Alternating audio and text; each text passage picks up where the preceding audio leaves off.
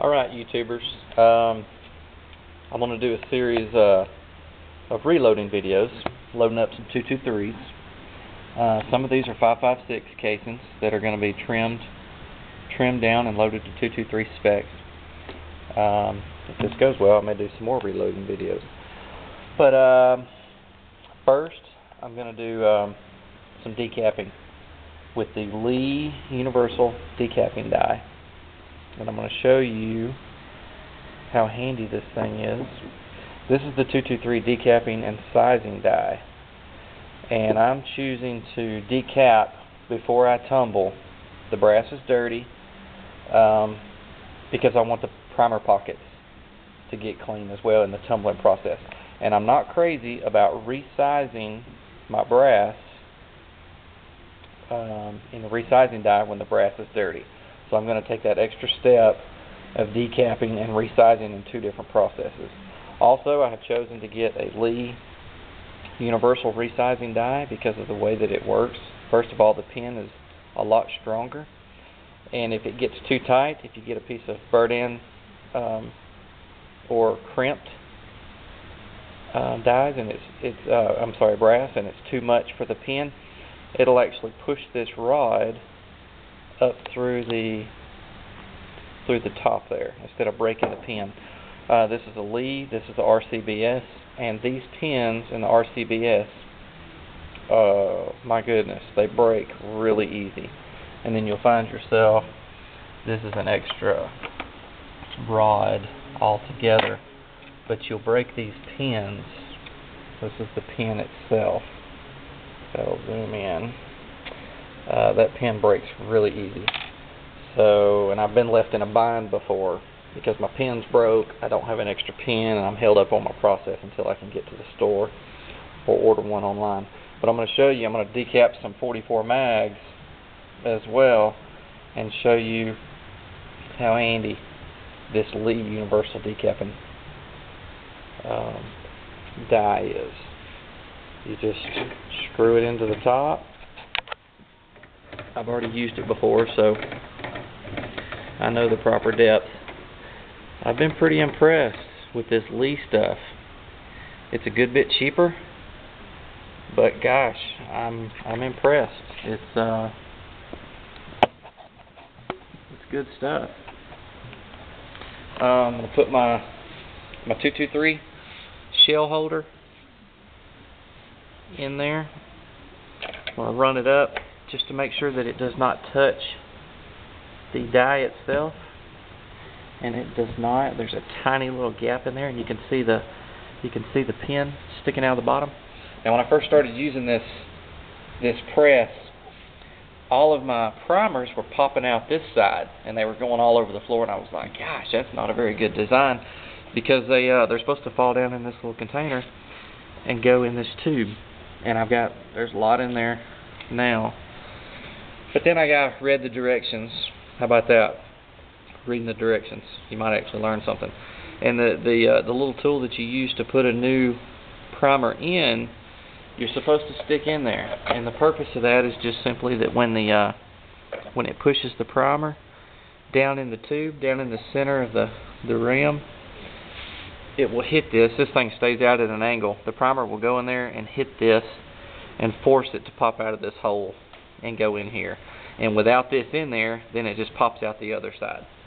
I'll show you, because the other side of this is just open. So if you stick this in here and just let it rest, then it forces it. You can see the hole through there. So anyhow, let's get to doing some depriming. I'm going to do 25 223s. You see how it fell right down in there? And I'm going to do 5 or 6 44 mags. My series here is going to be loading up 223s, but I just wanted to do some 44 mags to show you how handy the decapping die is for all calibers, because there's a pretty big difference between a 223 being a rifle cartridge even, and a 44 mag being a large bore pistol rim. But it's really easy. It takes no effort because all it's doing is just simply decapping. There's no resizing going on at all. But it's really easy.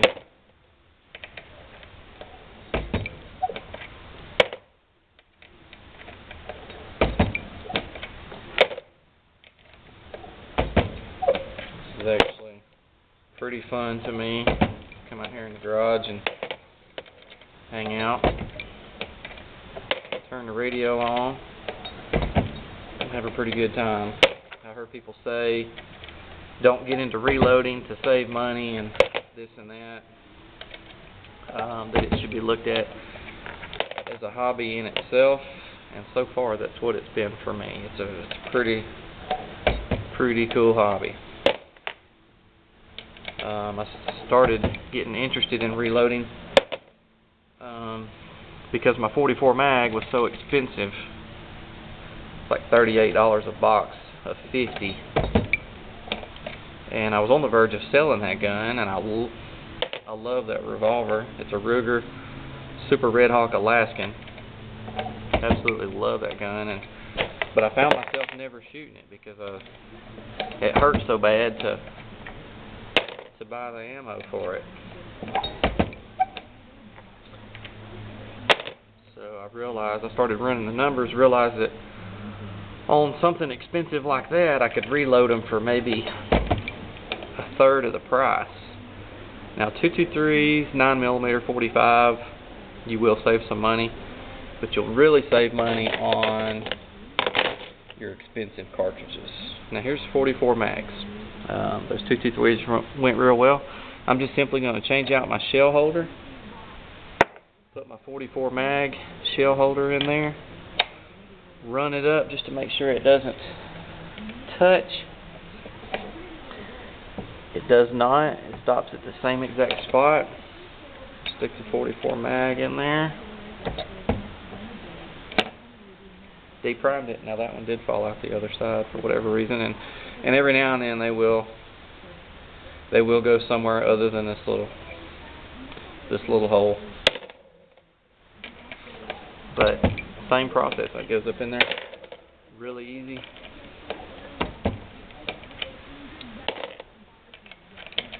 So it does take longer to do it this way, to deprime before you clean and resize, but it's so much nicer when you get to the resizing process when your brass is clean versus when it's dirty. So here's my casings. They're all deprimed now. The next process is to stick them in the tumbler, let them tumble for 2 or 3 hours. I'm not one of these guys that has to tumble for 8 hours because my brass has to look so good you could wear it as jewelry. I just want it to be clean and look somewhat decent. So far this has been a great tumbler. It didn't cost me a whole lot of money. Been real happy with it. I'm using the crushed walnut shells, the lizard litter from the pet store. It's a lot better deal than buying crushed walnut shell or any other kind of media from the guys that make these tumblers and such. It's a lot better deal. So I'm going to tumble these for a couple hours or so, and then come back and do the next process, because there's also measuring this stuff to see if it needs trimmed with a case trimmer. And sometimes I do the trimming before the tumbling, but for this time we're going to tumble it first. It doesn't really matter to me too much on those two processes, but let's get to tumbling and stay tuned for part 2.